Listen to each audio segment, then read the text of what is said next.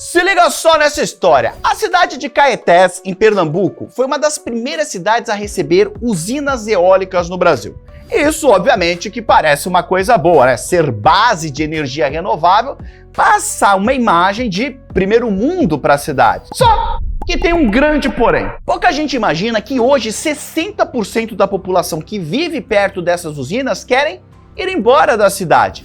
E é justamente por causa das turbinas eólicas, ou os famosos cataventos.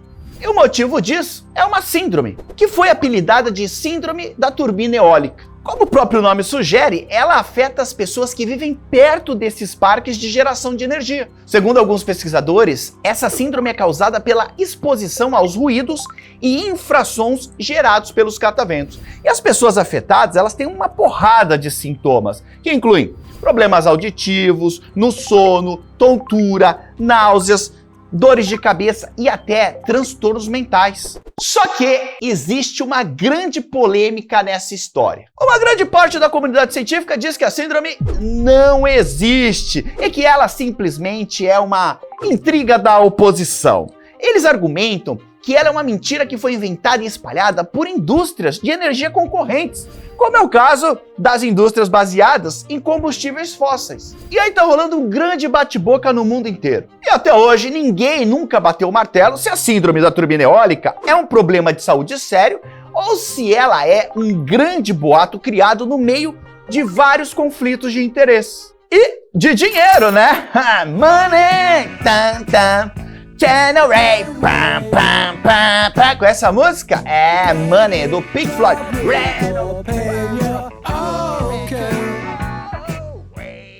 Porque, né, quando tem dinheiro da indústria envolvido, as coisas acabam ficando mais complicadas. Mas assim, Jubilo, se as pessoas estão relatando o problema, é porque essa síndrome existe. É que não é bem assim que a ciência funciona. Para falar que uma coisa existe mesmo, são necessárias evidências robustas, baseadas no método científico. E o que os cientistas que não acreditam na síndrome argumentam é que, na verdade, ela é uma grande enganação da mente, como se fosse um efeito placebo. Só que ao contrário, que é o que a gente chama de efeito nocebo. Nocebo.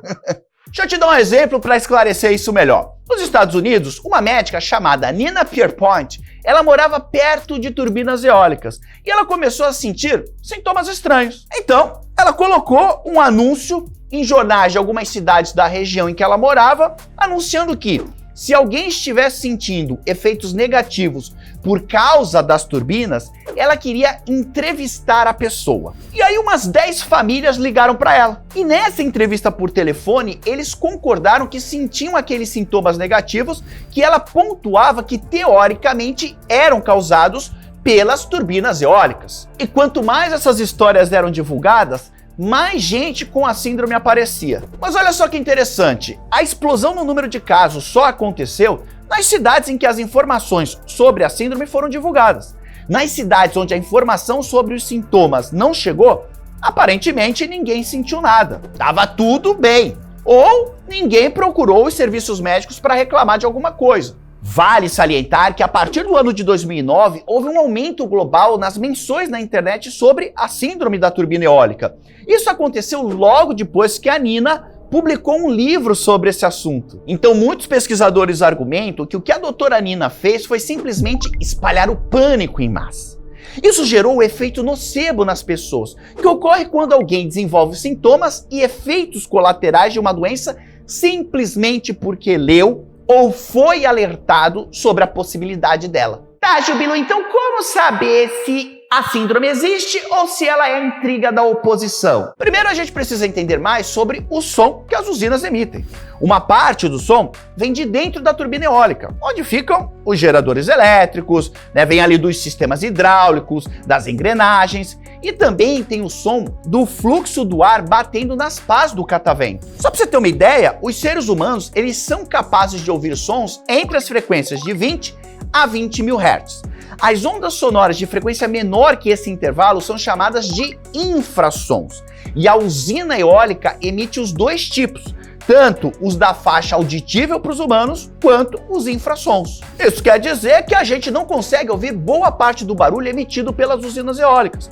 E como nós não ouvimos, eles acabam sendo considerados inofensivos para o ouvido. Só que alguns pesquisadores compararam essa situação com a do espectro eletromagnético. Pensa comigo, a luz ela é percebida pelo olho humano em certas frequências, mas não em outros, como é o caso dos raios-x. Mas mesmo que a gente não perceba os raios-x como luz, a gente sabe que a exposição em excesso pode causar danos biológicos graves. E é exatamente por isso que quem trabalha com isso usa aqueles coletes de chumbo, né? Quando você vai fazer o raio-x, você vê o cara lá, né, botando um coletinho de chumbo. E aí eles argumentam que algo parecido pode acontecer com o som. Mesmo que o infrassom não seja auditível para nós, pode haver efeitos desconhecidos no corpo. Só que isso é muito pouco estudado. Além disso, o nível de exposição ao infrassom das pessoas que estão dentro de casas de máquinas de navios é maior do que o das turbinas eólicas. O infrassom que atinge uma pessoa dirigindo um carro com as janelas abaixadas ou morando perto de uma praia com ondas de surf também é maior que o das turbinas. Então hoje o infrassom ele não é reconhecido pelos órgãos de saúde como um agente causador de doenças. Por isso não existem leis que regulem os níveis de exposição permitidos. Mas em compensação, tem o barulho que as pessoas conseguem ouvir.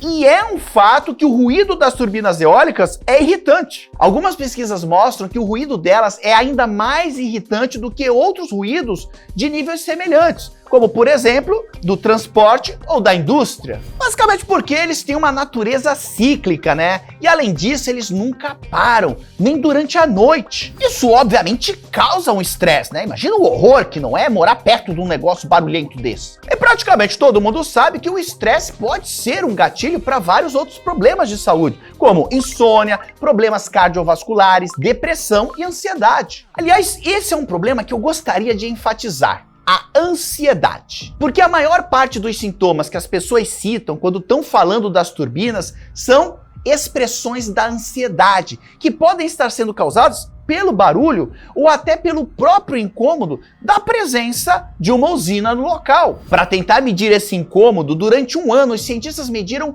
o nível de decibéis do som emitido pelas turbinas dentro de casas próximas a uma usina eólica. O som nas casas atingiu um máximo de 46 decibéis, com uma média aí de 35,6 decibéis. A Organização Mundial de Saúde recomenda manter a exposição aos ruídos produzidos por turbinas eólicas abaixo dos 45 decibéis. Ou seja, até aí tá tudo bem. Para você entender melhor essa medida, você pode baixar aplicativos gratuitos de medidor de decibéis para celulares que permitem medir os níveis de decibéis de qualquer som aí no seu ambiente. Inclusive, eu vou deixar o link de um desses aplicativos aqui na descrição para você. Enquanto eu estava trabalhando no roteiro desse vídeo, e eu tive que assistir um monte de aula de física lá na prova total para ver essa questão de infrassom, raio-x, enfim. E eu estava também ouvindo música que ela estava tocando suavemente ali na minha mesa, entre 60 e 70 decibéis.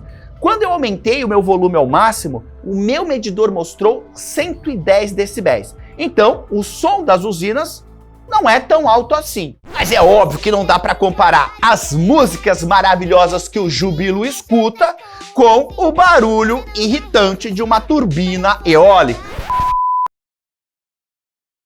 Acesse a plataforma do Aprova Total. Lá você encontra tudo o que você precisa para estudar. Videoaulas de todas as matérias, apostilas, banco com mais de 30 mil questões, mapa mentais, monitoria tira dúvidas, correção de redação e muito mais. Você também encontra aulas de todas as disciplinas do ensino médio. Ótimo para você detonar nas provas do colégio e também no Enem. O link tá aqui na descrição. Aqui no Brasil não existe uma norma específica para o controle de ruídos em parques eólicos. O que existe é uma norma da ABNT que avalia se o ruído em áreas habitadas está aceitável.